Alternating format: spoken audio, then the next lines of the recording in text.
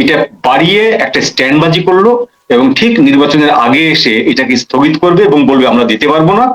তখন এই যে জনরোষ, এই যে সরকারি কর্মকর্তারা যে মাঠে নামবে, মাঠে নামার ফলে একটা কেওয়াস সৃষ্টি হবে, এই কেওয়াজে ইলেকশনটা পন্ড হবে।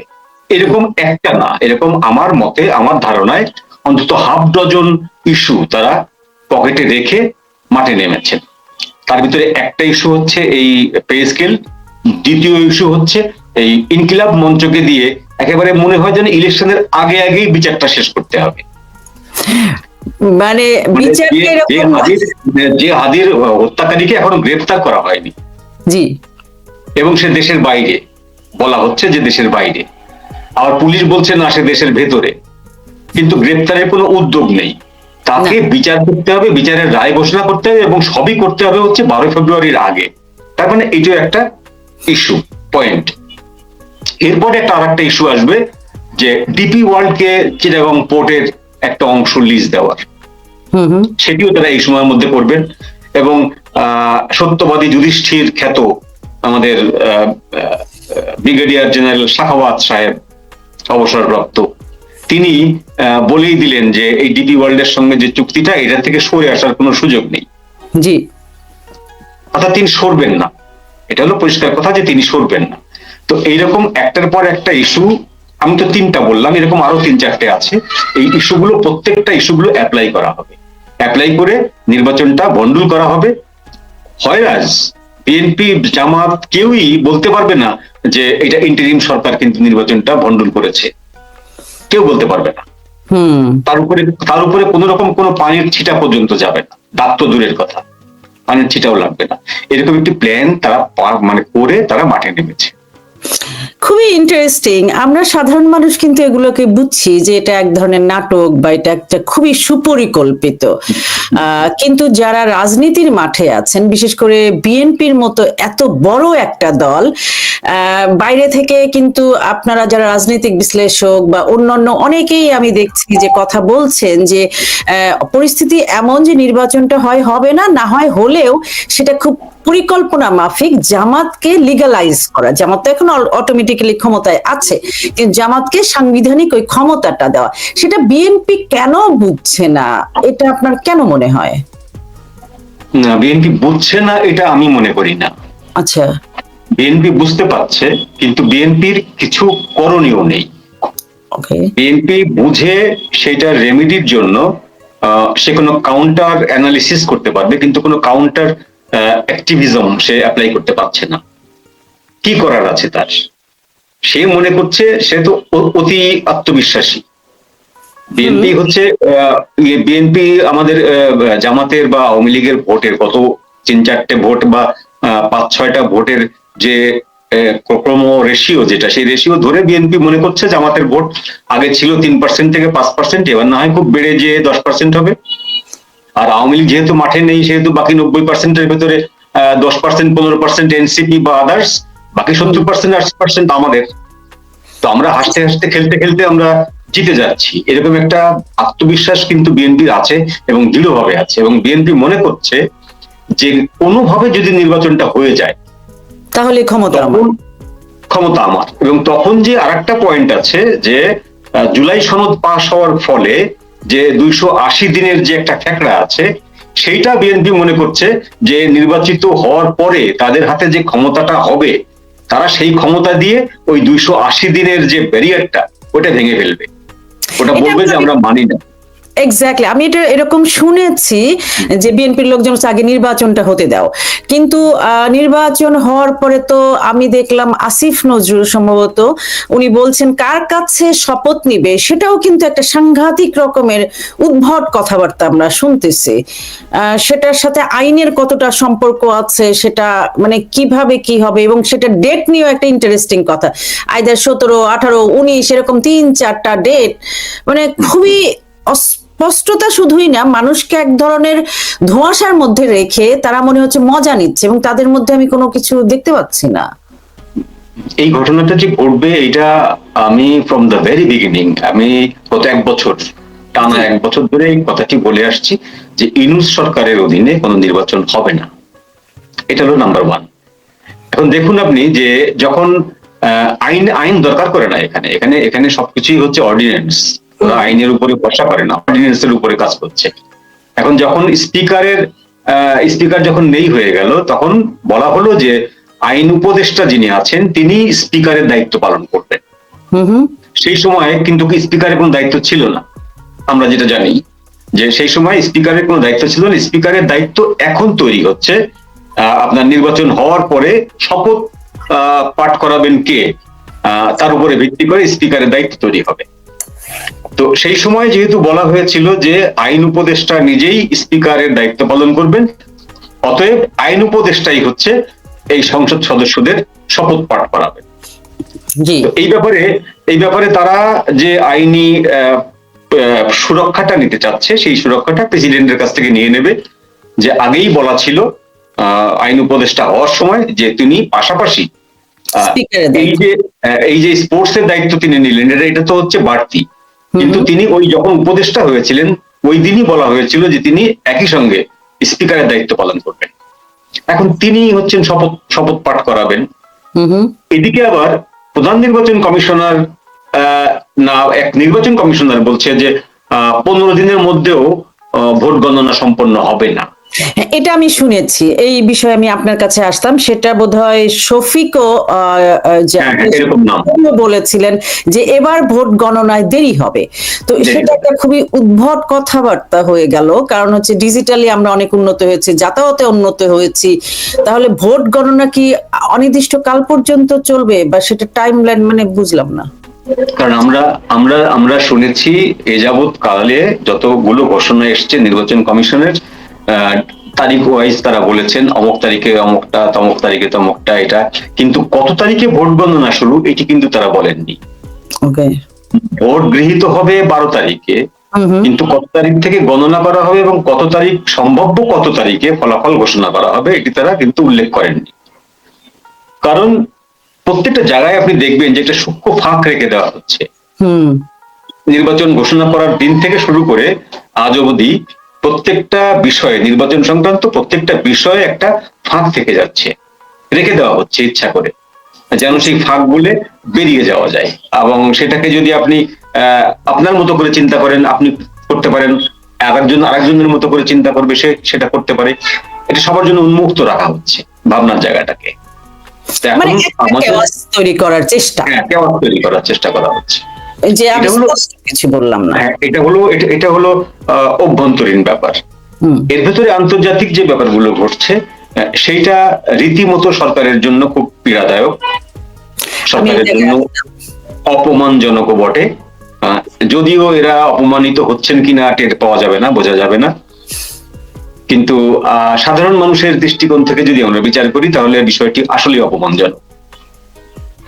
সেটি হচ্ছে যে মার্কিন যুক্তরাষ্ট্রের পলিসি নিয়ে আমরা আসলে কথা বলতে গেলে রাত শেষ হয়ে যাবে, ওটা তো শেষ করা যাবে না। মার্কিন যুক্তরাষ্ট্রের পলিসি কখন চেঞ্জ হয়, কখন কোন দিকে মোড় নেয়, এইটা খোদ যারা তার পলিসি মেকার মার্কিন যুক্তরাষ্ট্রে তারাও জানে না যে কিভাবে এটা চেঞ্জ হয়।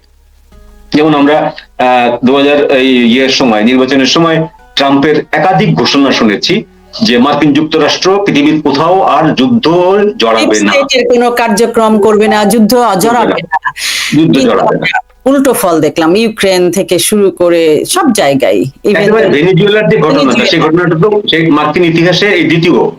জি, এটা এর আগে পানামার প্রেসিডেন্ট বা পানামার প্রেসিডেন্ট অথবা তার প্রেসিডেন্ট পানামার প্রেসিডেন্টকে নিয়ে আসা হয়েছিল, কিন্তু আপনার ছেলেকেও আর একবার আক্রমণ করা হয়েছিল যখন হুগো শেভেজ ছিলেন, তার বাসভবনে আক্রমণ করে, কিন্তু সেটা ফেল করে। এই মার্কিন যুক্তরাষ্ট্র এখন যেটা দেখা যাচ্ছে সেটা হলো যে ভারতকে হাতে রাখার জন্য ভারত অলরেডি মার্কিন যুক্তরাষ্ট্রের গ্রিপ থেকে বের হয়ে গেছে। বিশেষ করে পুতিনের ভারত সফরের পরে যে গ্র্যান্ড রিসেপশনটা হয়েছে ভারতে পুতিনের, এবং রাশিয়ার সঙ্গে যে চুক্তিগুলো হয়েছে, তারপরে যে আপনার ইউরোপীয় ইউনিয়নের সঙ্গে যে মাদার অফ এগ্রিমেন্ট বলা হচ্ছে, যেটা এই বিশাল এগ্রিমেন্ট, এটা $1 ট্রিলিয়ন এগ্রিমেন্ট। তো এই এগ্রিমেন্ট হওয়ার ফলে যেটা হচ্ছে যে মার্কিনীরা বুঝতে পারছিল যে তাদের হাত থেকে ভারত বেরিয়ে যাচ্ছে, তাদের যে বুকে ছিল একটা একটা গুড বয় ইমেজ নিয়ে ভারত ছিল, সেই জায়গা থেকে বেরিয়ে যাচ্ছে। এবং এ যদি বেরিয়ে যায়, সেই ক্ষেত্রে ইন্দো প্যাসিফিক এই জোনে মার্কিন আধিপত্য যেটা আছে সেইটা সমুন্নত রাখতে মার্কিনদের বেগ পেতে হবে। চীনের সঙ্গে যে কনফ্রন্টেশনটা আছে সেটাকে মার্কিন যুক্তরাষ্ট্রের যথেষ্ট ফুয়েল খরচ করতে হবে। সেই জন্য মার্কিন যুক্তরাষ্ট্র ভারতের সঙ্গে আবার সম্পর্কটা স্বাভাবিক করার জন্য ট্যারিফ 50 থেকে কমিয়ে 18 করেছে। এখন জয়শঙ্কর সম্ভবত নিউ ইয়র্কে আছেন, ওয়াশিংটনে আছেন। তিনি যে কথাবার্তাগুলো বলেছেন গত রাত্রে আমি যেটা শুনেছি সেটা হলো যে পরিষ্কার একটা ভাইব দিয়েছেন। সেইটি হচ্ছে যে আমাদের আশেপাশের দেশগুলো সম্পর্কে আমাদের যে নীতি সেইটি আমরা প্রয়োগ করব, সেই ব্যাপারে মার্কিন যুক্তরাষ্ট্রকে ক্লিন চিট দিতে হবে। অর্থাৎ এইখানে আপনার নাক গলানো চলবে না। আমরা আপনাকে রিপোর্ট করব আমরা কোথায় কোথায় কি করছি কি না করছি। আমরা ডেফিনেটলি কোনো গণতান্ত্রিক দেশে আক্রমণ করি না, এটা আমাদের রুলস এর মধ্যে নাই, আমাদের নীতির মধ্যে নাই। আমরা কোথাও কোনোদিন আগে ভাগে যে আক্রমণ করব না, ইনভেট করব না, এটাও আমাদের নীতিতে নাই। কিন্তু আমাদের স্বার্থ সংশ্লিষ্ট বিষয় যেগুলো আছে, যেখানে আমাদের রাষ্ট্রের নিরাপত্তা জড়িত, অর্থনীতি জড়িত, আমাদের মর্যাদার প্রশ্ন জড়িত, সেখানে আমরা যে পদক্ষেপগুলো নেব সেইটাকে আপনাকে সমর্থন করতে হবে। সেটার মধ্যে ইন্টারফেয়ার করা যাবে না, যদি ইন্টারফেয়ার করা যাবে। ওকে, আমি এইটাতে যখন হ্যাঁ বলেছে আপনার মার্কিন পক্ষ থেকে হ্যাঁ বলা হয়েছে যখন, তখন এইটা আমাদের সরকারের জন্য একটা মাথা ব্যথার কারণ। যে নির্বাচনের আগে বা পরে কিছু একটা করে বসতে পারে ভারত, এবং এই চাপটা ক্রমশ বাড়ছে সরকারের উপরে, ভারতের চাপটা ক্রমশ বাড়ছে। হ্যাঁ, আমরা দেখছি যে গ্রাজুয়ালি বাংলাদেশ সরকারের উপরে ভারতের চাপ বাড়ছে, যেমন তেমনি ভাবে আওয়ামী লীগও গ্রাজুয়ালি কিন্তু নানাভাবে এগিয়ে আসছে। আমরা যদি বলি প্রথম দিকের শুধুমাত্র নেতাকর্মীদের সাথে কথাবার্তা, এরপরে পত্রপত্রিকায় আপনার সাক্ষাৎকার, এরপর হচ্ছে অডিওতে পাবলিকলি আসা, এরপরে জয়ের বিভিন্নভাবে নানাভাবে হচ্ছে জয়ের সামনে আসা বা আন্তর্জাতিক ক্ষেত্রে তার বিভিন্ন পদক্ষেপের কথা আমরা জানি। এবং সেই সাথে গত প্রায় 2 সপ্তাহ বা 1 মাস ধরে আমরা দেখছি যে দিল্লিতে সাংঘাতিকভাবে আওয়ামী লীগ নেতা কর্মীদের মানে আসা যাওয়া বা ঘন ঘন ওই জায়গাটা এসছে। এবং গার্ডিয়ান একটা সাংঘাতিক প্রতিবেদন প্রকাশ করছে যে শেখ হাসিনা প্রায় 15 থেকে 16 ঘন্টা ব্যয় করছেন হচ্ছে কর্মীদের সঙ্গে সংগঠিত করার ক্ষেত্রে, আর ওদিকে জয় ব্যয় করছেন সময়টাকে আন্তর্জাতিকভাবে ইয়ে করার জন্য। এবং সে কারণে একটা গুঞ্জন ভেসে আসছে যে কোনো মুহূর্তে শেখ হাসিনার আশাটা হচ্ছে এখন মাত্র সময়ের ব্যাপার। আপনি এক্ষেত্রে কি মনে করেন যে আওয়ামী লীগ কি ফিরে আসছে খুব দ্রুত? আওয়ামী লীগ ফিরে আসছে, কিন্তু শেখ হাসিনা এই মুহূর্তে ফিরছেন, এইটাকে আমার কাছে এখন পর্যন্ত খুব শক্ত কোনো এভিডেন্স আছে বলে আমার কাছে মনে হয় না। তিনি ফিরতে চাইছেন, তিনি একাধিকবার বলেছেন, তিনি তার অডিও ভাষণে, তার লিখিত বক্তব্যে, ইমেইলে জবাবে তিনি বারবার বলেছেন আমি দেশে ফিরতে চাই, আমি দেশে ফিরে আইনের মুখোমুখি হতে চাই, চ্যালেঞ্জ করতে চাই এই ট্রাইব্যুনালকে। তো সেগুলো হচ্ছে রাজনৈতিক কথা। প্র্যাকটিক্যাল কথা হচ্ছে যে তাকে দিল্লিতে যেভাবে প্রোটেকশনটা দেওয়া হচ্ছে, Z++ ক্যাটাগরির যে প্রোটেকশনটা মানে শুধুমাত্র প্রধানমন্ত্রী এবং প্রেসিডেন্ট পায় ভারতে, সেই প্রোটেকশনটা তাকে দেওয়া হচ্ছে। সেই প্রোটেকশনের থাকার পরেও সেখান থেকে বাংলাদেশের মতন একটা জায়গায় অগ্নিগর্ভ যেটা এখন, তার জন্য সেখানে উনি চলে আসবেন, এইটা আমার কাছে মনে হয় নাই যে এটা খুব যুক্তিসঙ্গত সিদ্ধান্ত এই মুহূর্তের জন্য। তবে ভারতের যে স্ট্র্যাটেজি আছে, পলিটিক্যাল স্ট্র্যাটেজি, যেটা জিও পলিটিক্যাল থেকে শুরু করে অভ্যন্তরীণ বা প্রতিবেশীর সাথে যে স্ট্র্যাটেজিটা, সেইটা আওয়ামী লীগ ফলো করছে। এটা হচ্ছে একটা প্লাস পয়েন্ট আওয়ামী লীগের জন্য। আওয়ামী লীগ কিন্তু এই যে সিস্টেমটা আপনি বললেন step by step, Awami League কিন্তু এইভাবে রাজনীতি করতো না। আওয়ামী লীগ কিন্তু একটা আবেগ সর্বস্ব দল, আবেগ নিয়ে কাজ, আবেগ যেখানে আছে, যে ইস্যুতে আবেগ বেশি সেই ইস্যুতে আওয়ামী লীগ ঝাঁপ দিয়ে পড়ে, যে এটা আবেগের জায়গা। কিন্তু সেই আওয়ামী লীগকে আপনি দেখুন এখন যে তারা খুব ট্যাকটিক্যালি বিষয়গুলোকে হ্যান্ডেল করছে। তারা স্টেপ বাই স্টেপ একটার পর একটা পদক্ষেপ নিচ্ছে, এবং সেই পদক্ষেপগুলো হচ্ছে বুস্ট আপ।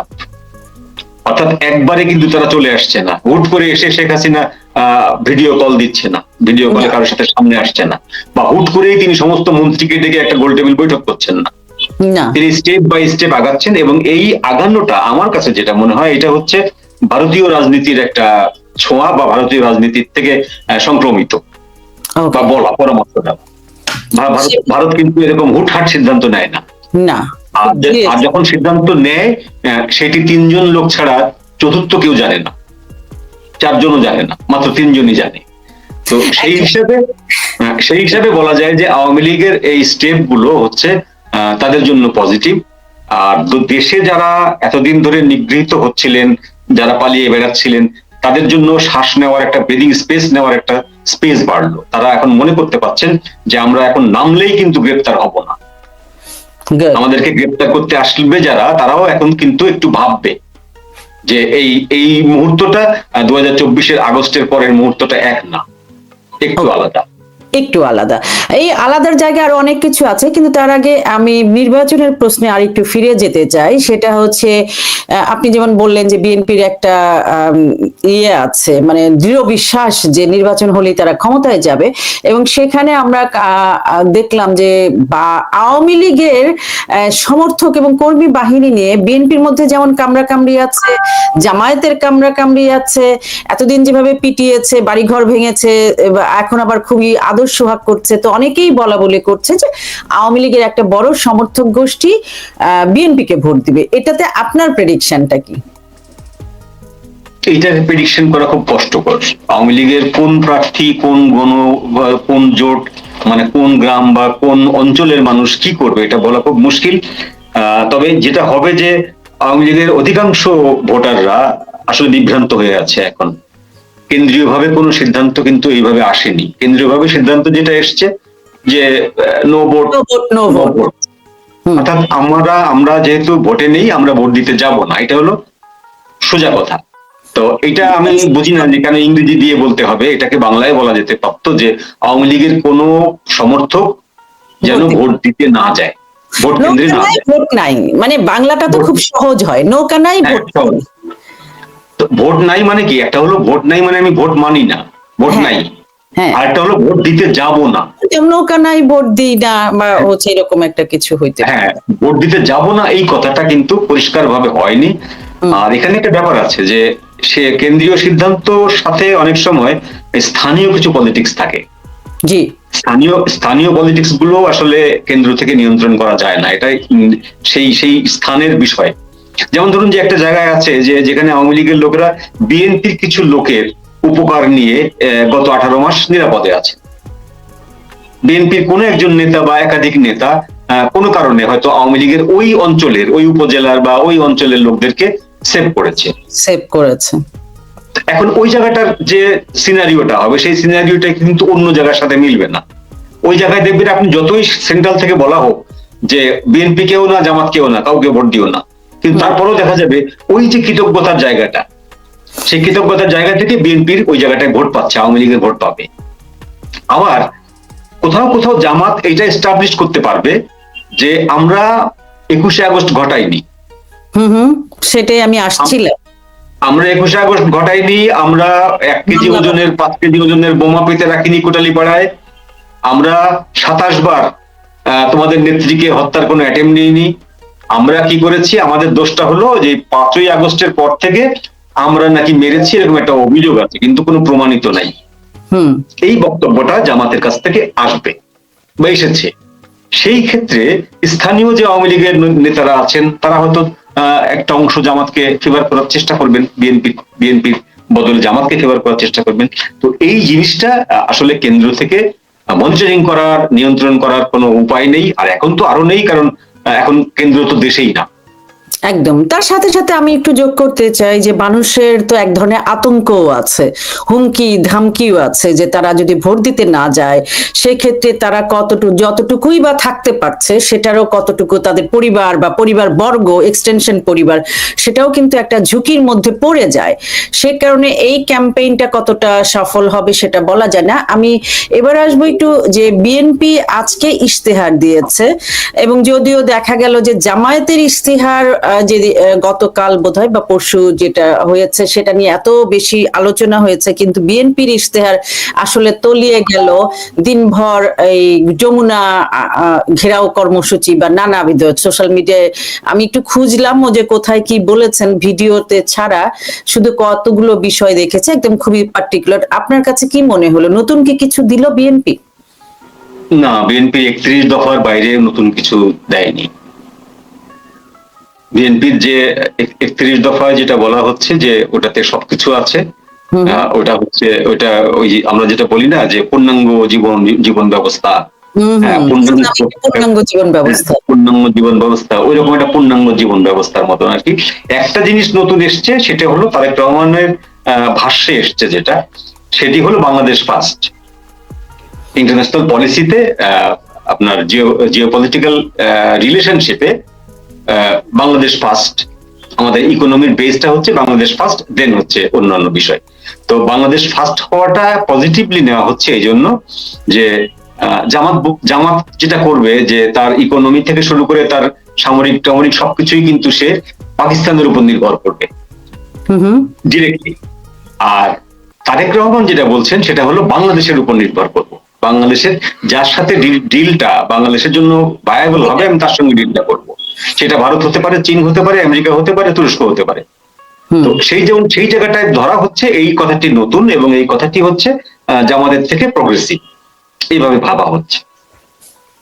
ওকে, আমি একটু, যেই দলই ক্ষমতায় আসুক বা ক্ষমতায় যারা থাকবেন তাদের মূল দায়িত্বই তো আসলে বাংলাদেশ ফার্স্ট, রাইট? তারা তো বাংলাদেশকে সার্ভ করার জন্যই আসছেন। সেইটা আবার কিভাবে ইশতেহারে যোগ করতে হয় সেটা আমি একটু কনফিউজড। আর একটা জিনিস, হ্যাঁ বলছেন যে বাংলাদেশ বিএনপির কি ওই জায়গায় আসলে আসার সক্ষমতা আছে কিনা। আর একটা যেটা হচ্ছে যদি নির্বাচন হয় অথবা না হয়, সেক্ষেত্রে তো মানে পুরো জিনিসটা কেমন উল্টে গেল, যে মানে এখন পর্যন্ত তো আমরা বুঝতে পারছি না যে নির্বাচনটা আসলে হবে কিনা। আর যদি হয়ও, আমি স্বাধীন মালিকের একটা কোড ঘুরে বেড়াচ্ছে, আমি জানি না এটা সত্য কিনা, যে এটা একটা স্থানীয় নির্বাচন হচ্ছে, এটা কোনো আসলে জাতীয় নির্বাচন হচ্ছে না। আর ভাব দেখে মনে হচ্ছে যে মূল নির্বাচনটা আসলে জুলাই সনদকে কেন্দ্র করেই আসলে হচ্ছে। তো সবকিছু মিলায়ে কি হবে আসলে? না, এটা তো আসলে স্বাধীন মালিক সাহেব ঠিকই বলেছেন যে মূল নির্বাচনটা কিন্তু আসলে হ্যাঁ না ভোট যেটা, সেটা হয়ে যাওয়ার ফলে, সেটা হয়ে গেলে হ্যাঁ যদি জয়যুক্ত হয়, হ্যাঁ জয়যুক্ত হওয়ার পরে জামাত কত আসন পেল, বিএনপি কত আসন পেল, সেই আসনের উপরে কিন্তু সরকারের গঠন বা ইউনূস সাহেবের বিদায় কোনো কিছু কিন্তু ডিপেন্ড করবে না, কিচ্ছু ডিপেন্ড করবে না। তিনি 280 দিন ইজিলি থাকবেন গণপরিষদ নাম দিয়ে, এক্স্যাক্টলি। এবং এই সংসদ সদস্যরা সংসদ সদস্য হওয়ার পাশাপাশি গণপরিষদ মেম্বার হিসাবেও কিন্তু তারা পরিচিত হবেন। তো এই সময়ের ভিতরে এরা কোনো আইন তৈরি করতে পারবেন না। না, এই সময়ের ভিতরে তারা বেতন পাবেন না, তারা ভাতা পাবেন, গাড়ি পাবেন, বাড়ি পাবেন, সবই পাবেন, তারা কিন্তু কোনো আইন তৈরি করতে পারবেন না। আইন তৈরি করতে হলে ওই আসিফ নজরুল সাহেব আইন তৈরি করবেন। তার মানেটা হচ্ছে যে আমি নির্বাচন করে ওইটাকে রেখে দিলাম, আমার এই 300 ইয়েকে, পার্লামেন্টারিয়ানকে আমি স্টক করে রেখে দিলাম। যখন আমি যাব তখন ওদেরকে আমি বলবো ঠিক আছে আমি যাচ্ছি, এবার আপনারা এসে বসুন। তো আমি কবে যাব? আমি 280 দিনের আগে তো যাব না। এই 280 দিনের ভিতরে অনেক কিছু ঘটে যেতে পারে বাংলাদেশের ইতিহাসে। যেমন নির্বাচনের পর যদি বিএনপি কাঙ্ক্ষিত ফল না পায়, যে বড় ধরনের কেওয়াস সৃষ্টি হবে, জামাতও যদি কাঙ্ক্ষিত ফল না পায় তারও বড় ধরনের কেওয়াস সৃষ্টি হবে। কারণ জামাত মনে করছে গত 54 বছরের ভেতরে তারা সবচেয়ে পজিটিভ অবস্থানে আছে, এখন সবচেয়ে ভালো অবস্থানে, এবং এককভাবে ক্ষমতায় যাওয়ার মতন অবস্থানে তারা আছে। আর বিএনপি মনে করছে, হ্যাঁ বিএনপি মনে করছে যে 17 বছর ধরে আমরা ক্ষমতায় নেই, জনগণ আমাদেরকে ক্ষমতা দেওয়ার জন্য উদ্গ্রীব হয়ে আছে, আমাদের প্রধান প্রতিদ্বন্দ্বী আওয়ামী লীগ নেই, সুতরাং আমরা এখানে বিনা প্রতিদ্বন্দ্বিতায় আমরা এখানে জয়ী হব। সেটা যদি না হয়, ইউনূস সাহেবের যে মেটিকুলাস ডিজাইন যে জামাতকে 75টা আসন বাধ্যতামূলক দিতে হবে, বিএনপিকে এর বেশি দেওয়া যাবে না, এইরকম একটা ভাসমান বা টলটলয়মান ভালনারেবল একটা পার্লামেন্ট গঠন করতে হবে পাকিস্তানের ইমরান খানের মতো, যে পার্লামেন্টের 3 জন সদস্যকে কিনে ফেলতে পারলেই পার্লামেন্ট ভেঙে যাবে। তো এরকম একটা অবস্থায় আমি বিএনপিকে এবং জামাতকে রাখবো, যেন প্রতিদিন সকালবেলা উঠে ইষ্ট নাম জপ করার আগে আমার নাম একবার জপ করে। একদম। এই ঘটনাটা যদি ঘটে, এই ঘটনাটা ঘটলে একটা বড় ধরনের কেওয়াজ হবে, সেই কেওয়াজটা সামলানোর ক্ষমতা আবার ইউনূস সাহেবের থাকবে না, ওয়াকার সাহেবেরও থাকবে না। ওনারা তো এই কেওয়াজটা ইচ্ছে করে করছেন, মানে কেওয়াজটা তো তারা চাইছেন, এবং সবচেয়ে বড় কথা এই কেওয়াজ করার জন্যই তো ধরেন আপনি যে প্ল্যান গুলো ডে 1 থেকে তারা করছে, যেভাবে হোক তাদের টার্গেট আসলে ক্ষমতায় থেকে যাওয়ার টার্গেট। তারপরেও আমরা কিন্তু অনেকের কাছেই শুনছি যে পাসপোর্ট অনেকে জমা দিচ্ছেন, সাধারণ পাসপোর্ট নিচ্ছেন, এবং স্বীকারও করেছেন তৌহিদ হোসেন। তো এই তারাও কি ভেতরে যারা আছেন তারাও কি আসলে নিশ্চিত না যে কোথায় যাচ্ছেন, কি হচ্ছেন? না, কেউ নিশ্চিত না। এই এদের ভিতরে দুটো গ্রুপ আছে। এদের ভিতরে যারা একটু বয়স্ক গ্রুপ, সাথে পাশে থাকতে চান না, তারা নিজেদেরকে সেভ রাখার জন্য ওই কূটনৈতিক পাসপোর্ট জমা দিয়ে পার্সোনাল পাসপোর্ট গুলো নিচ্ছেন। আর যারা একটু ইয়াং আছেন, এই যে আসিফ নজরুল সাহেবের মতন অনেক বেশি লোভী, অনেক দিকে হাত বাড়ানোর আকাঙ্ক্ষা, সবকিছু নিজের করে নেওয়ার আকাঙ্ক্ষা, এরা পাসপোর্ট জমা দিচ্ছে না। কারণ এরা মনে করছে যে প্ল্যান করা হয়েছে সেই প্ল্যান যদি এক্সিকিউট করা যায় তাহলে ওদের কোনো সমস্যা হবে না। ঝুঁকি নিচ্ছেন, বড় হতে গেলে ঝুঁকি নিতে হয়। আমি এখানে একটা জিনিস বলবো যে জামায়াতে ইসলামী, আমরা আমার এর আগের একটা ভিডিওতে আমি একটা অ্যানালাইসিস করেছিলাম যে জামায়াতের মোট টার্গেট হচ্ছে 160 থেকে 70। আমরা অনেকদিন থেকে শুনতে পাচ্ছি যে ঢাকা শহরের প্রায় 12 থেকে 14টা আসনে জামায়াত ইনপ্লান্টেড করেছে, অন্য জায়গা থেকে ভোটার নিয়ে এসে এমন ভাবে সাজিয়েছে যে জামায়াতের আসলে কোনো চাতুরি করতে হবে না, ভোট চুরিও করতে হবে না, ওটা আগেই মোটামুটি সাজানো হয়ে গেছে। কিন্তু এর বাইরে অতি রিসেন্টলি আমরা গ্রাম থেকে বা সারা দেশের আসনগুলোর থেকেও আমরা একই খবর পাচ্ছি। একেবারে গ্রামের লোকজন যারা, তারাও বলছে যে অনেক নতুন নতুন মানুষ তাদের এলাকায় ভোটার হয়েছে, এবং সেই জায়গাগুলো হয়েছে যেখানে বিএনপির কিছুটা দুর্বল প্রার্থী আছে বা জামায়াতের কিছু দুর্বল, এমন ভাবে ব্যালেন্স করে পুরো অঙ্কটা কষে তারা আসলে এই 160 থেকে 70 যে টার্গেট সেটাকে তারা ফুলফিল করছে। এ সম্পর্কে আপনি কি কিছু জানেন অথবা কিছু বলতে পারবেন? হ্যাঁ, এটাই আপনি যেটা বললেন এটাকে আমি একটু বেশি জানি। সেটা হলো যে এই প্ল্যানটা ইউনূস সাহেবের করা। ওকে। জামাতের সাথে তিনি এই ব্যাপারে কমিটেড ছিলেন যে ইলেকশন হলে এক সিস্টেম, ইলেকশন না হলে এক সিস্টেম। যেহেতু ইলেকশন হচ্ছে তাহলে কতগুলো আসনে আমাদের সমঝোতা হবে, তো সেরকম একটা আসন জামাতের সঙ্গে সমঝোতা হবে অ্যাট এনি কস্ট। প্রশাসন সেইটা জামাতকে দেবে, ব্যবস্থা করবে। তো এর ভিতরে আরেকটা ভীতিকর খবর যেটা আছে সেটা হচ্ছে যে র্যাবের নাম বদল করে, র্যাবের পোশাক বদল করে একটা নতুন করে গেজেট পাস করা হচ্ছে, এবং যেখানে ওই পোশাক যখন অর্ডার করা হয়েছে সেখানে 20,000 পরিমাণ পোশাক শোনা যাচ্ছে যে অতিরিক্ত। তো সেই অতিরিক্ত পোশাকগুলো জামাতের বিভিন্ন ক্যাডাররা আছে, সেই ক্যাডাররা নেবে, এবং 5.5 লক্ষ আনসার ভিডিপির নামে যে নিরাপত্তা বাহিনী থাকবে নিরস্ত্র, তাদের ভিতরে প্রায় 1,00,000 বা 1.5 লাখ মতন জামাতের কর্মী সমর্থক থাকবে, এইরকম একটি গুঞ্জনও কিন্তু বাতাসে ভেসে বেড়াচ্ছে। অর্থাৎ পুরো নির্বাচনটা একটা ছক কেটে করা হচ্ছে। জামাতকে 175 মতন আসন দেওয়া হবে, একেবারে ফেলে ছেড়ে যদি দেওয়া হয় তাও যেন 155 নিচে না হয়, ব্যাপারটা এরকম। এখন যদি বিএনপি কে সরকার গঠন করতে হয়, তাহলে বিএনপি যদি এরকম 140টা বা 50টা পায়, তাহলে বিএনপি কে অন্যদের সাথে আবার তখন অ্যালায়েন্স করতে হবে। অ্যালায়েন্স করতে হলেই সেটা দুর্বল সরকার হবে, সেটা ভালনারেবল হয়ে যাবে। তো সেইটা প্ল্যান করা আছে। এখন কথা হলো যে সে প্ল্যান করা, প্ল্যান এক্সিকিউট করা আর বাস্তবতা, এই তিনটা জিনিস কিন্তু একসঙ্গে একসাথে বাজে না। একদম। তারা প্ল্যান করেছে ঠিক আছে, কিন্তু সেই প্ল্যান যে বাস্তবায়িত হবে সব জায়গায় সমানভাবে, ব্যাপারটা এরকম না।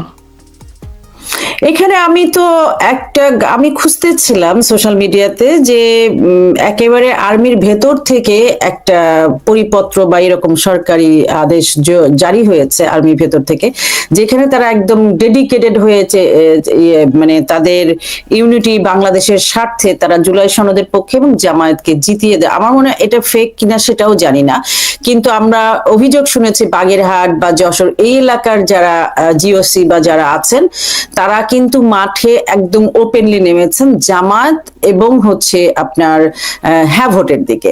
তাহলে প্রশাসনেরও তো একটা বড় সাপোর্ট পাচ্ছে। আমি বলছি যে ওই ম্যাটিকুলাস প্ল্যানের সাথে সাথে প্রশাসনেরও তো একটা বিশাল সাপোর্ট, কারণ জামায়াত গত 17 মাসে চাঁদাবাজি বা অন্য কিছু না করে যা করেছে যে শক্ত বা ক্ষমতাধর জায়গায় তাদের লোকজন বসিয়ে রেখেছে। তো সেটাও কি আপনার মনে হয় না যে এটাও অনেক বড় সাপোর্ট দিবে জামায়াতের জন্য? হ্যাঁ, দেবে। এই জায়গাটায় জামাতের সুবিধাটা হচ্ছে যে কিছু কিছু ঘটনা বাংলাদেশে সামাজিকভাবে ঘটেছে গত 2-3 দশকে, সেটা জামাতের জন্য সাপে বর হয়েছে, খুব প্লাস পয়েন্ট জামাতের জন্য। একটা হচ্ছে যে এই ধরনের বাহিনীগুলোতে 70-80% মানুষ ধর্মভীরু হয়েছেন। আপনি দেখবেন পৃথিবীতে বোধহয় পাকিস্তান একমাত্র দেশ যেখানে এই আর্মির যে আপনার যে ট্র্যাডিশনাল টকিং গুলো, যে কথাগুলো, সেই কথাগুলো কিন্তু আরবি দিয়ে বা ওই সূরা কালাম দিয়ে বয়ান করতে হয়। একদম। যুদ্ধ করছে ফাইটার বিমান, চালাচ্ছে পাইলট, ফেলছে বোমাটা বানাচ্ছে এক সায়েন্টিস্ট, সেই বোমাটা ফেলা হচ্ছে একটা রাডারের মাধ্যমে। সবকিছু কিন্তু সায়েন্টিফিক বিষয় এবং সবকিছু গাণিতিক একটা বিষয়। একটু এদিক ওদিক হলে বোমাটা অন্য জায়গায় যাবে। সেই জায়গাটায় যদি আপনি বলেন যে আল্লাহর রহমতে আমাদের বোমাটা ঠিক জায়গায় মতো পড়বে, তাহলে যদি হয়, তাহলে তো আপনি বোমাটাকেই বলতে পারেন যে তুমি এবার ওঠো, তুমি আকাশে ওঠো, উঠে যে অমুক জায়গায় যাও, যে ওখানে যে ধ্বংস করে আবার ফিরে আসো। হতেই পারে আলাদিনের চেরাগ যদি দৈত্য বানাই ফেলতে পারে, তাই না? তাহলে বোমাটা কেন কথা শুনবে না? আপনি দোয়া কালাম পড়ে সূরা টরা দিয়ে যদি আপনি বোমাটাকে শোনান, আমাদের সেনাবাহিনীর ভিতরে দেখবেন যে আপনি যে কোনো কথাতে বলা হচ্ছে আল্লাহর রহমতে এটা হবে, ইনশাআল্লাহ এটা হবে, আমরা মুসলমান, আমাদের জবান এক। আপনি তো মুসলমান, আপনাকে তো কেউ জিজ্ঞেস করেনি। আপনি একজন জেনারেল, আপনি একজন মেজর জেনারেল, আপনি একজন লেফটেন্যান্ট জেনারেল, এটা হচ্ছে আমরা জিজ্ঞেস করেছি, এটা আপনি পোস্ট হোল্ড করেন। জি। তো আমি সেটা আপনি বলার আগে বলতে পারেন যে আমি একজন মেজর জেনারেল হয়ে আমি আপনাদেরকে এই আশ্বাস দিচ্ছি, দ্যাটস ফাইন। কিন্তু আপনি যখন বলেন যে আমি একজন মুসলমান হয়ে আপনাদেরকে এই অঙ্গীকার করছি, তার মানে আপনি আপনার যে র্যাঙ্কটা আপনি ওখানে এনজয় করছেন, সেই র্যাঙ্কটাকে আপনি লাইমলাইটে না, সেই র্যাঙ্কটাকে আপনি সামনে না এনে আপনি সামনে আনছেন আপনার ধর্ম বিশ্বাসকে। তো এই জায়গাটায় জামাতের প্লাস পয়েন্ট হচ্ছে জামাত এটা রেডিমেড পেয়েছে ওদের ভেতরে, কারণ জামাত 75 এর পর থেকে এই আর্মির রিক্রুটমেন্টের ভেতরে প্রচুর কাজ করেছে। না হলে গোলাম আজমের ছেলে কেমনে করে ব্রিগেডিয়ার হয়? হ্যাঁ, প্রত্যেক সরকারের আমলে, একেবারে জিয়া সরকারের থেকে শুরু করে হাসিনা সরকার পর্যন্ত প্রত্যেক সরকারের আমলে জামাত এটা প্রি প্ল্যান অনুযায়ী তারা রিক্রুটমেন্ট গুলো করেছে বাহিনীগুলোতে। সবচেয়ে বেশি আছে বিজিবির ভেতরে, সেকেন্ড হচ্ছে আর্মির ভেতরে, থার্ড হচ্ছে পুলিশে, আনসারে পুলিশে, এইসব জায়গায়। তো এই বাহিনীগুলো ওদের হয়ে কাজ করবে, এটা জানা কথা। এই বাহিনীগুলোর ভেতরে ধর্মপ্রাণ মুসলমানের সংখ্যা বেশি, তারা অবভিয়াসলি জামাতের কথা বলবে। কিন্তু মুশকিলটা হলো যে এই বাহিনীগুলোর ভিতরে যারা ধর্মপ্রাণ, তাদের আবার একটা অংশ বিএনপির প্রতি সমর্থক, বিএনপির প্রতি সফট কর্নার তাদের। আওয়ামী লীগের প্রতি তারা খুব বিরূপ, তারা বিএনপির প্রতি সফট কর্নার। এখন সেই বিএনপি আর জামাত দুইজন আমার বন্ধু হওয়াতে আমি এখন কার নৌকায় পা দেবো, কার বাড়িতে আমি দাওয়াত রক্ষা করব, এটা নিয়ে একটু সমস্যা আছে। এটা হলো চিন্তাগত সমস্যা। আর ব্যবহারিক যেটা ঘটনা যেটা ঘটবে সেটা হলো যে মানুষের আইনের প্রতি কোনো শ্রদ্ধাবোধ এখন আর নাই। আইন মানার যে ম্যান্ডেটরিতা, মানে বাধ্যবাধকতা, সেটাও কিন্তু এখন আর নাই। এখন আপনি দেখবেন যে কোনো একটা 15 বছর 16 বছরের কিশোরও কিন্তু যে কোনো সময় যে কোনো এসপি কে, নির্বাচন কমিশনকে, যে কোনো মেজরকে চ্যালেঞ্জ করে বসতে পারে একদম। তো সেই জায়গাটায় একটা বিশাল ব্যাপার আছে।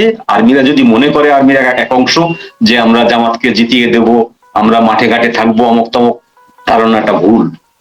কারণ এখন বিএনপির যে মানুষরা 16 বছর ধরে ক্ষমতার বাইরে আছে, এরা যেভাবে হিংস্র হয়ে আছে, সেই তাহলে সেভাবে হলে একটা বিশাল ধরনের কেওয়াজ হবে, এবং আওয়ামী লীগ এই কেওয়াজটাই হোক, আওয়ামী লীগের জন্য সুবিধা হবে। সেটা হলে আওয়ামী লীগ এর ভিতরে ইন করবে। একদম, আমি এই কথাটাতেই আসছিলাম। আজকে একজন স্ট্যাটাস দিয়েছেন, সম্ভবত শফিক, যে প্রেস সচিব, উনি বলেছেন যে আওয়ামী লীগ সাবোটাজ করে এই আন্দোলন করাচ্ছে। আর একজন স্ট্যাটাস দিয়েছেন যে আওয়ামী লীগ জানতাম হচ্ছে নির্বাচন চায় না, এখন দেখি জামাত বিএনপি দুজনের কেউ চায় না। এই জায়গায় আপনাকে একটু একদম শেষের দিকে আপনাকে আরেকটু যোগ করে দিই যে একটা ব্যাপক জনগোষ্ঠী বাংলাদেশের ক্ষেত্রে হচ্ছে নারীরা, রাইট?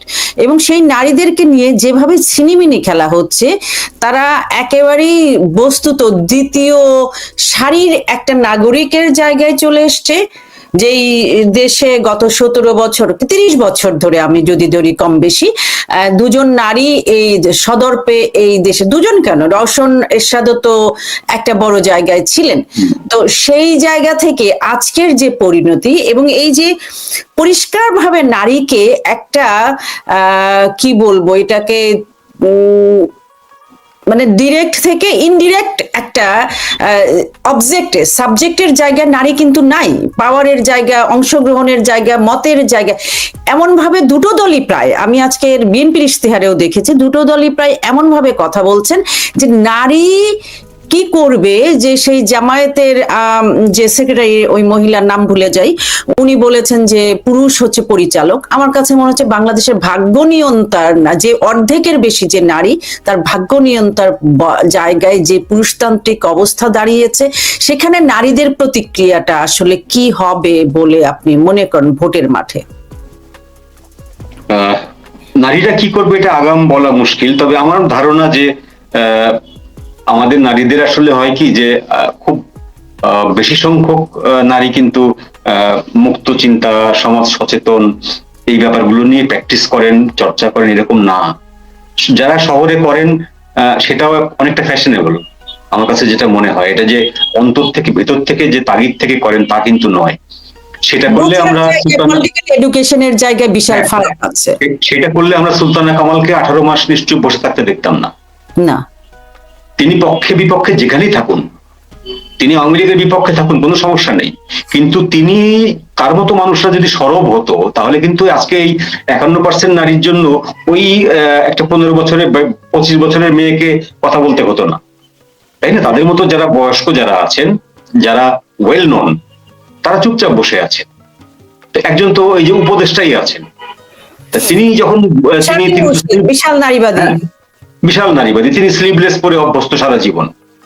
তো তিনি তো বুঝতে পারছেন যে তিনি কোন একটা রেজিম স্টার্ট করে দিয়ে যাচ্ছেন বাংলাদেশের নারীদের জন্য। তো তারপরেও তার কোনো হেলদোল নাই, তাদের কোনো অনুশোচনা নাই।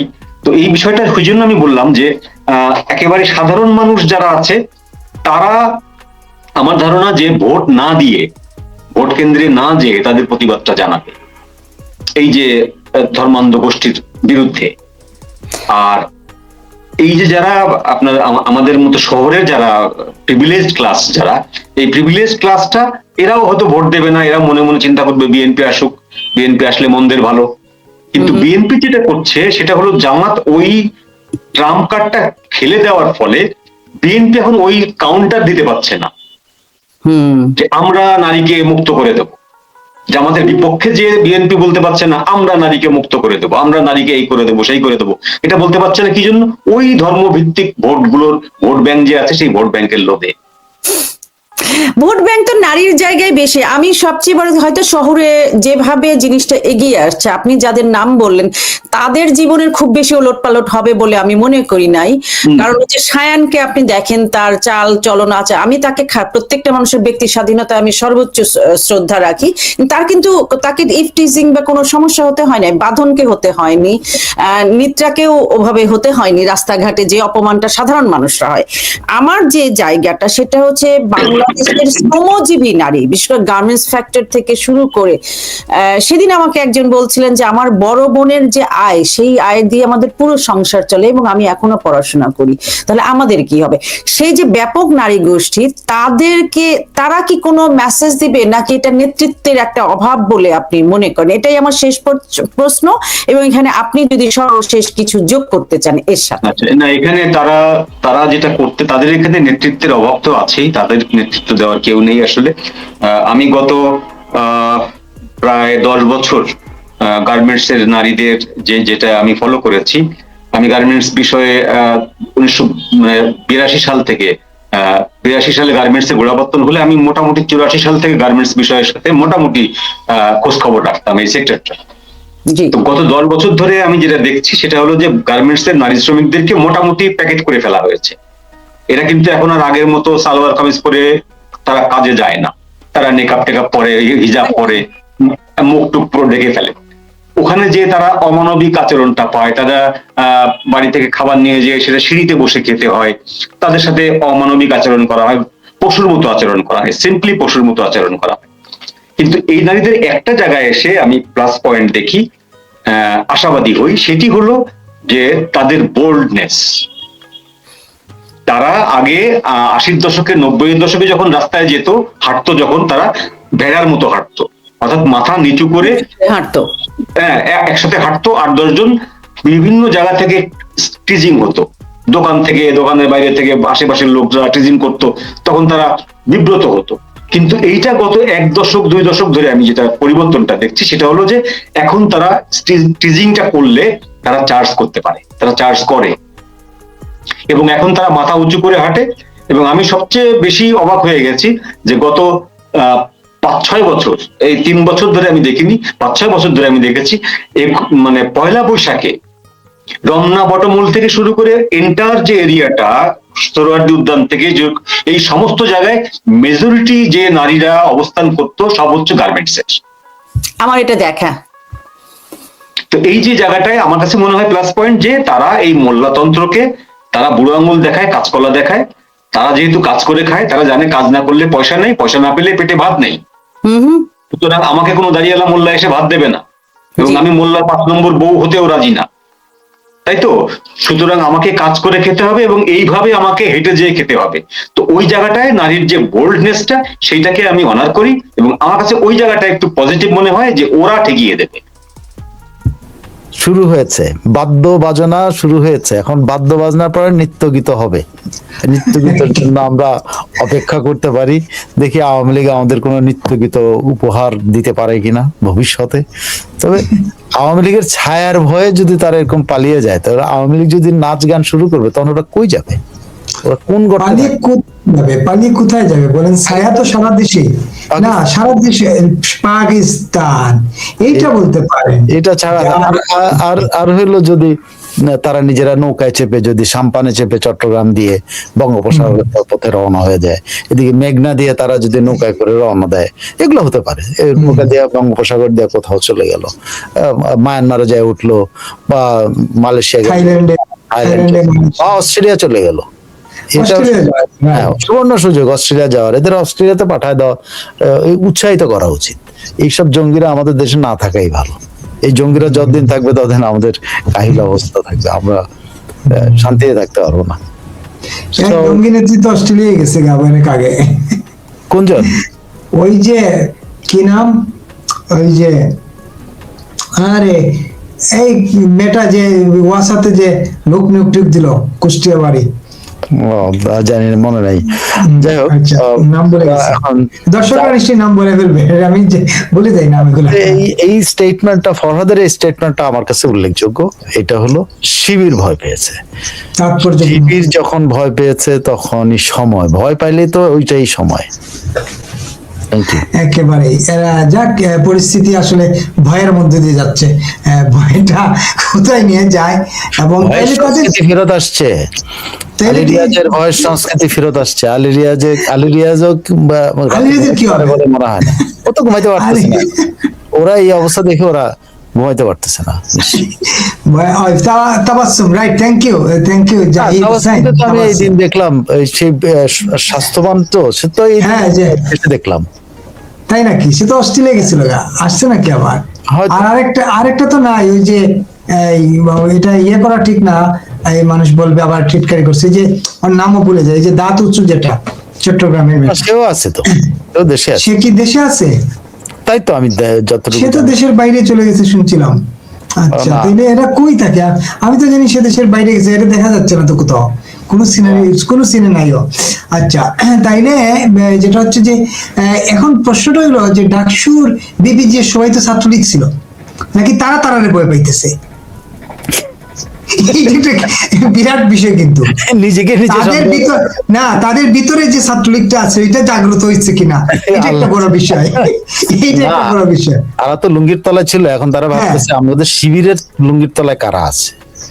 এটা হইলো ভয়, যে আমরা তো লুঙ্গির তলায় ছিলাম, ওরা তো মানে ছিল না। এখন যাদেরকে নিয়ে চলতেছে এরা কারা, এখন এদেরকে নিয়ে তারা সন্দেহ করতেছে, হয়তো সন্দেহ করছে। একদম এটা নিশ্চিত যে তারা যেটা বলছে, তাদের সাথে আওয়ামী লীগের একটা অংশ যোগ দিয়েছে। হ্যাঁ, জমায়েতের মধ্যেও আওয়ামী লীগের একটা অংশ, মানে তারা তাদের মধ্যে আওয়ামী লীগকে দেখতে পাচ্ছে। এটা কিন্তু মানে ফরহাদের কথা। হ্যাঁ, জমায়েতের মধ্যে আওয়ামী লীগ অংশ নিচ্ছে, আওয়ামী লীগের একটা অংশকে তারা মানে এখন আর তারা তাদের লোককেও বিশ্বাস করতে পারতেছে না। হ্যাঁ, শিবিরকেও বিশ্বাস করতে পারতেছে না, যে শিবির ছাত্রলীগ ছিল, শিবিরকে কিনা নাকি এটা ছাত্রলীগ। এইটাই। থ্যাংক ইউ সাহেব এবং আরিফ, উমামা ফাতেমা, হ্যাঁ মা ফাতেমা, উমামা ফাতেমা, হ্যাঁ। আর ওটা হইলো গিয়া কি তাবাসসুম, থ্যাংক ইউ। আচ্ছা, আমরা পরে আলোচনায় যেতে চাই। আপনি নিশ্চয়ই একটা জিনিস খেয়াল করছেন, এটা একটা বিরাট বিষয় মনে হয়, তারেক রহমানের জন্য তো এটা একটা বিরাট চ্যালেঞ্জ হয়ে গেল। ওই এটা জামাতের আমিরের আমন্ত্রণ, বিতর্কের আমন্ত্রণ। এটা হলো আপনি যদি বলেন এটা জামাতের পরিকল্পিত একটা কৌশল, যে তারা চাচ্ছে শফিককে তারেকের সমান পর্যায়ে নিয়ে যেতে। ওরা নেতা হিসেবে আর কি, দল হিসেবে তারা যেতে পারবে কিনা, তারা কিন্তু এই প্রস্তাবটা কিন্তু অনেক আগে দিয়েছিল। খুব সহজ, তাদের আরেকজন নেতা তাহের বা কেউ একজন প্রস্তাব ছিল, যে যেদিন বিটিভিতে এই যে ভাষণের ব্যাপারটা আসলো, যে ওরা ভাষণ দিবে, তখন ওনারা প্রস্তাব করছিলেন যে ভবিষ্যতে দুই নেতা যারা ফাইট করতেছে এখন, তারা হলে ভালো হয়। তখন কিন্তু ইয়েরা কি বলে, বিএনপির যারা বুদ্ধিজীবী আছেন, বিএনপির বুদ্ধিজীবীরা, তার বুদ্ধিজীবী বলা যাবে না, ওরা বুদ্ধিজীবীরা আছে, তারা কিন্তু পরামর্শ দিয়েছে তারেকের এটা উচিত হবে না। কেন উচিত হবে না? যে এইটা যদি তারা করে, তারেক যদি এখন শফিকের সাথে ডিবেটে যায়, তাহলে সেটা শফিকের গিয়ে প্রকারান্তে ডিবেট শুরুর আগে শফিক তারেকের মর্যাদা পেয়ে যাবে, তারেকের সমান মর্যাদা পেয়ে যাবে। এবং এইটা তারা চাচ্ছে অনেকদিন থেকে। যেমন তারেকের এই নিরাপত্তা বিষয়গুলো নিয়ে যে মানে কমেন্ট গুলো করেছিল, যে তারেক এর সমান শফিকের নিয়ত, সেটা তো দেয় নাই সমান। তারেকের মতো একটা বাস তারা চেয়েছিল, তারেকের মতো বুলেট প্রুফ গাড়ি চেয়েছিল, তারেকের মতো সমান নিরাপত্তা রক্ষী তারা চেয়েছিল, সেটা তো দেয় নাই। তখন তারা ওই যখন এই বক্তৃতার, ওই যে টেলিভিশনে বক্তৃতার ব্যাপারটা আসছে, তখন তারা বলছে যে ঠিক আছে, একটা ডিবেট হলে ভালো হয়, এই প্রস্তাবটা তারা। কিন্তু তখন বিএনপি সাড়া দেয় নাই। কিন্তু এখন দেবে কিনা আমি জানি না, কিন্তু এটা তো আমির সাহেব, যিনি আমির সাহেব নিজে, যিনি আজকে ওই যে শীতল পাটিতে শুয়েছিলেন, আমি এই কথাই বলতে চাইছিলাম, উনি তো শীতল পাটিতে শুয়ে পড়েন, অথবা সমাবেশের মধ্যে হঠাৎ করে ঝগড়া করতে শীতল পাটিতে শুয়ে গেলে সবাই দোষী করবে তারেককে। তারেকের প্রশ্নবানের কারণে সে হার্ট অ্যাটাক করছে। সেটা তো এমনি হার্ট অ্যাটাকের রোগী, আরেকবার অ্যাটাক করলে তো উপায় নেই নির্বাচনের আগ মুহূর্তে। এটা তো একটা বিপজ্জনক জিনিস, এই কথাটাই বলতে চাইছিলাম। তারেক যদি এটা করে, তাহলে কিন্তু যদি এই ডিবেটে যায়, তারেক রহমান তাকে নিজেকে শফিকের মর্যাদায় নিবেন, সমমর্যাদায় নিবেন। এটা হলো বিএনপি বুদ্ধিজীবীদের কথা। কিন্তু আমি মনে করি শফিক সাহেবের এটা বুকের পাঠা আছে তারেককে ডাক দেওয়ার, যে আসো। এবং শফিক সাহেবের বিশ্বাস তারেক রহমান তার সাথে পারবে না। এই বিশ্বাস থেকে আপনি কখন চ্যালেঞ্জ করেন, দেখেন বক্সিং এ কিন্তু চ্যালেঞ্জ করা হয়, কখন চ্যালেঞ্জ করা হয় জানেন? যিনি চ্যাম্পিয়ন তাকে তো চ্যালেঞ্জ করে, চ্যাম্পিয়নকে সে না চ্যালেঞ্জ করে, অন্য কাউকে তো কেউ কাউকে চ্যালেঞ্জ করে না। না, তো শফিক সাহেব ধরে নিচ্ছেন হলো তারেক রহমান এখনকার চ্যাম্পিয়ন, তো চ্যাম্পকে মানে চ্যালেঞ্জ করছেন উনি, উনি চ্যাম্প হইতে চান। 4 নম্বর দল, এই লিগের 4 নম্বর দল। হ্যাঁ, চ্যাম্প হইতে চান, চ্যাম্পিয়নকে তিনি ইয়ে করছেন। এখন দেখা যাক তারেক রহমান এই হবু চ্যাম্পিয়নের, যিনি হবু চ্যাম্পিয়ন হতে চান, তার চ্যালেঞ্জটা নেন কিনা। নিলে কিন্তু খারাপ হয় না, বাংলাদেশে একটা জিনিস তো চালু হইতে পারে, আমরাও দেখতে পারি, দেখি যে আমাদের সাথে তারেক রহমান কেমন কথা বলে, এটা তো আমরা দেখতে পারি। তারেক রহমান 17 বছর ধরে কি ট্রেনিং নিল সেটাও তো আমরা দেখতে পারি। তারেক রহমান তো অনেক 17 বছর ধরে লেখাপড়া করছে, অনেক কিছু করছে। না, মওদুদি ট্রেনিং তো আর তারেক রহমান নেয় নাই। মওদুদি ট্রেনিং তো নিলে বিপদ। বিলাতি ট্রেনিং তো উনি নিছেন, তাই না? বিলাতি ট্রেনিং ও মওদুদি ট্রেনিং এর কাছে পাত্তা পাবে না। না না, আপনি এটা বলতে পারেন না, আপনি এটা বলতে পারেন না। আমার মনে হয় বিলাতি ট্রেনিং উনি নিয়েছেন। দেখা যাক, উনি চ্যালেঞ্জটা নেওয়া উচিত। এবং শফিক সাহেবের সাথে ওনার আমি মনে করি শফিক সাহেব সাহস করে তাকে চ্যালেঞ্জ দিয়েছেন, সেই চ্যালেঞ্জটা তার নেওয়া উচিত। যদি না নেয়, এটা একটা বলবো যে বিএনপির জন্য একটা কাপুরুষতা হবে। বিশ্বাস করেন, এটা হলো এইসব যুক্তি, তাকে সমমর্যাদা দেওয়া হবে, অমুক দেওয়া, এইসব কোনো যুক্তি দিতে পারে না। যুক্তি হলো আপনাকে চ্যালেঞ্জ করছে, আপনি নেন, আপনি চ্যালেঞ্জ নেন, আপনি চ্যালেঞ্জ নেওয়া উচিত। রেসলিং এ তো তাই হয়। কারণ কারণ কারণ কারণ শফিক সাহেব তো সবসময় বলতে থাকবে যে আমি চ্যালেঞ্জ করছিলাম, এই কথা কইতে পারেন। এবং যদি চ্যালেঞ্জ না নেয়, শফিক সাহেব তো এই কথাটা বারবার প্রচার করবে, তো ভয় পাইছে।